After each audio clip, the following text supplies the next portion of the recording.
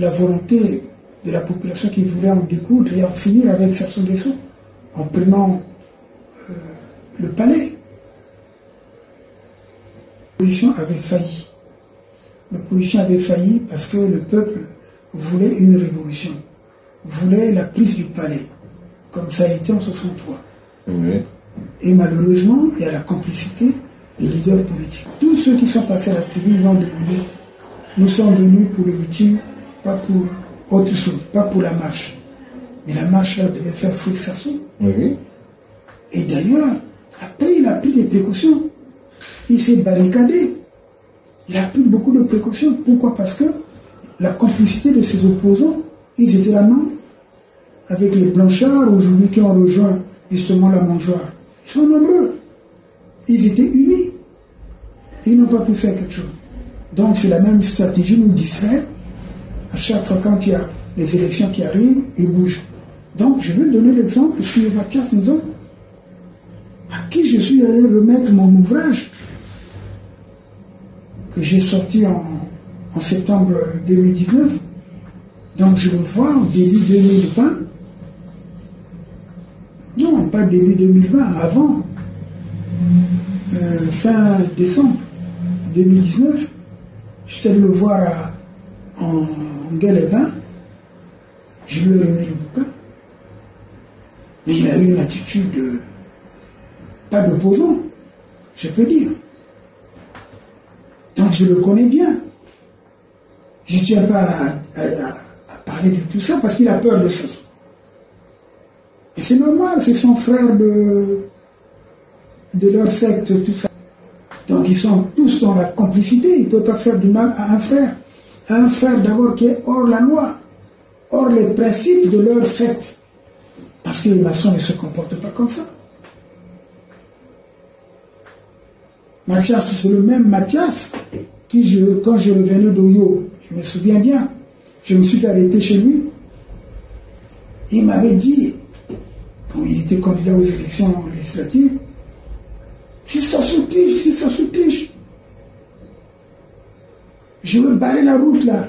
Personne ne passera plus pour aller à Oyo. C'est ce qu'il avait menacé, ça, je le dis.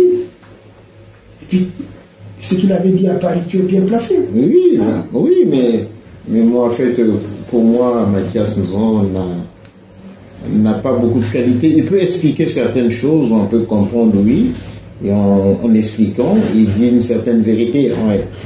Il dit une certaine vérité dans tout ce qu'il peut expliquer économiquement.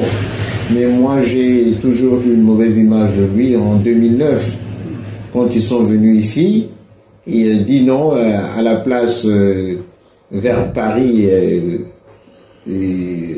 comment on appelle, espace RI, où il était, mais il n'a pas voulu que Maître Aloïse Moudi de Novasengo prenne la parole. Et là, il a été très catégorique, et moi, ça m'a beaucoup touché. Et puis, il a dit que non, que sans la commission électorale indépendante, nous n'irons pas aux élections, il n'y aura pas d'élections. Mais après, il a laissé sa parole, et il a été candidat, il a eu 1%. Ça, ce sont les élections de 2009, je crois. 2009, oui. Qui n'iront pas aux élections sans la commission électorale indépendante. On leur a dit non, il ne mettra jamais une commission électorale indépendante. La commission électorale y est, c'est le gouvernement, le ministre de l'Intérieur. Il y a une loi qui est là, c'est quand on fait, si c'est un gouvernement qui est responsable de la nation, la commission électorale indépendante est visible avec le peuple, comme on avait fait à la conférence nationale. Oui, je me souviens d'ailleurs, pendant cette période, la Radio Forum émettait bien. En 2009, il m'avait fait venir, on avait fait une interview. Tout le monde espérait un changement. Oui. Et que Mathias Nzon avait plus de chances de passer. Mais malheureusement, il s'est compromis lui-même. Il a eu le soutien de beaucoup de gens, notamment le Frédéric Kebano qui était derrière lui et tout. qui a failli être bastonné, qui a failli être emprisonné justement pour avoir pris part à la marche du boulevard. Oui, oui. Il ne sait pas ce qu'il veut. Non, mais il ne sait pas si ce n'est que l'ambition d'être Premier ministre, c'est malheureux. Mais ils avaient fui, ils ont laissé le général Ngolo Délé seul. Ou au boulevard. Oui, ils avaient fui, ils ont laissé le général Ngolo Délé seul. Et le général Ngolo Délé seul. Et Ndingue qui est venu a dit non, voilà, mon général monte dans la voiture, voilà, et que le général a dit non, moi je vais continuer. S'il faut me tuer, il faut me tuer. Il n'y a que lui qui a été, le général Ngolo Délé qui a été debout. Mais les Mathias non, en fait, qui laisse de jouer un peu le cinéma, ça c'est du cinéma. Voilà. Il faut être très sérieux dans un problème. Quand Sassou Nguesso décide de renverser le président Pascal Lissouba, il demande l'aide financière à sa fille Edith Lucie Bongo, Ondimba. Cette dernière intercède à son mari Bongo pour qu'il puisse lui donner des moyens pour mener à bien son coup d'État contre le régime du professeur Pascal Lissouba en 1997. Pour organiser ce coup d'État, il y a eu 3 têtes qui ont signé les accords secrets. Il y a eu la tête militaire, la tête politique et la tête familiale. Ces 3 têtes ont signé un pacte à Libreville en face du président Bongo. Peut-être vous ne le savez pas.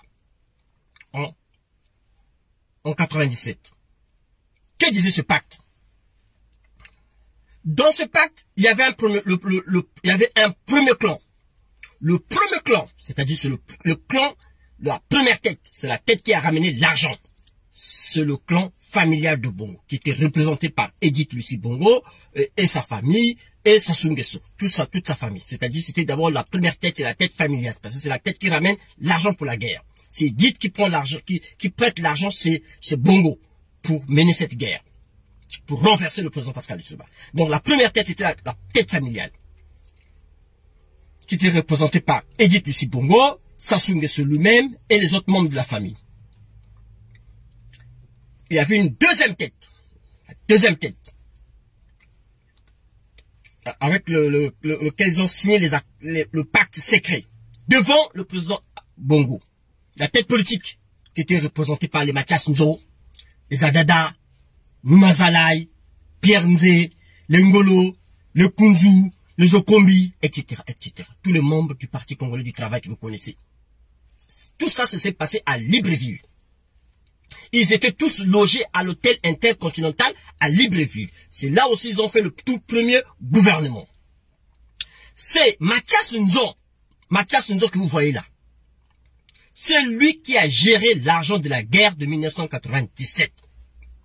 C'est à lui qu'on avait remis l'argent de la guerre de 1997. Mathias Nzo que vous voyez là. C'était mon voisin à Libreville. Il habitait au quartier Belleville 2, en face du commissariat. Et dès qu'il avait su que nous, on était ses voisins, il a pris la fuite. En 1997, Mathias Nzo, je connais ta maison, là où tu habitais, là où tu as organisé la guerre de 1997 pour tuer les Congolais. C'est toi qui étais le gestionnaire. Tu habitais à Belleville 2, les militaires. Dans ces accords de Libreville, devant Bongo. Bongo père, hein, je dis bien. Dans cet accord, Sassou devait gérer seulement la transition. Dès qu'il finissait de gérer la transition, il devait faire ces 2 mandats. Dès qu'il finissait ces 2 mandats, il devait transférer le pouvoir, soit à la 2e tête politique, ou à la 3e tête militaire. Parce que c'est eux qui ont combattu et qui ont soutenu le coup d'État. On arrive en 2015, comme c'était écrit dans les accords. Sassou Nguesso, comme il est toujours machiavélique, comme il est toujours criminel, il rejette ces accords secrets, ce pacte secret qu'ils avaient signé à Libreville devant Bongo pour renverser Pascal Lissouba. Il change la constitution, il emprisonne ses amis avec qui ils ont pris le pouvoir par les armes, il les tue, comme le colonel Adoua, les Tati, le colonel Tati, il dégage Nyangambouala qui a combattu au front de la garde présidentielle. Ouais. Donc, c'est pourquoi tout ce qui ont ramené Sassou Nguesso au pouvoir par la force, par les armes, parce que le pouvoir de Sassou se repose sur les armes. Il a pris le pouvoir par la force, par les armes, c'est pas par les élections. Donc, tous, ils étaient vraiment dessus, ils étaient en colère contre Sassou Nguesso. Parce que le pouvoir de Sassou Nguesso, c'est pas la famille de Sassou Nguesso qui lui a remis le pouvoir. C'est pas les politiciens qui ont remis le pouvoir, mais c'est un pacte qu'ils avaient signé. Celui qui a porté l'argent, c'est Dite. Celui qui a combattu, ce sont les Nyangambouala et les généraux Mokoki, tout ce monde-là, les Okombi. Et il y a eu la partie politique qui a joué son rôle du côté diplomatique. Donc, c'est les trois, ils avaient signé un pacte secret.